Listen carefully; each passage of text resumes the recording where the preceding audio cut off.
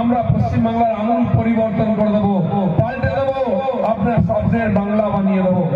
ঝালদায় পরিবর্তনের ডাক, হাটতলা ময়দানের সভায় গর্জে উঠলেন দিলীপ ঘোষ। রাজ্যে শুরু হয়েছে বিজেপির পরিবর্তন যাত্রা। সেই কর্মসূচির অংশ হিসেবে শনিবার পুরুলিয়ার ঝালদায় পৌঁছয় পরিবর্তন যাত্রার রথ। আজ রবিবার বলরামপুর থেকে পরিবর্তন যাত্রা মানবাজারের দিকে রওনা দেবে।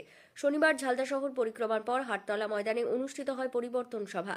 সভায় উপস্থিত ছিলেন বিজেপির রাজ্যের প্রাক্তন সভাপতি দিলীপ ঘোষ। মঞ্চ থেকে তিনি রাজ্যে পরিবর্তনের ডাক দেন এবং বর্তমান সরকারের বিভিন্ন নীতি ও কাজকর্মের সমালোচনা করেন। তিনি বলেন, রাজ্যে উন্নয়ন ও গণতন্ত্র রক্ষার জন্য পরিবর্তন প্রয়োজন, তাই সাধারণ মানুষকে বিজেপির পরিবর্তন যাত্রায় সামিল হবার আহ্বান জানান তিনি। এদিনের সভায় উপস্থিত ছিলেন পুরুলিয়া সাংসদ জ্যোতির্ময় সিং মাহাতো, বিজেপি জেলা সভাপতি শঙ্কর মাহাতো সহ জেলার অন্যান্য নেতৃত্ব ও কর্মীরা। পরিবর্তন যাত্রাকে ঘিরে ঝালদা হাটতলা ময়দানে কর্মী সমর্থকদের উল্লেখযোগ্য ভিড় লক্ষ্য করা যায়। নেতারা দাবি করেন, এই যাত্রার মাধ্যমে রাজ্যে পরিবর্তনের বার্তা আরো জোরালোভাবে ছড়িয়ে পড়বে। তখন জঙ্গলমহল আর পুলিয়ার পরিবর্তন হবে।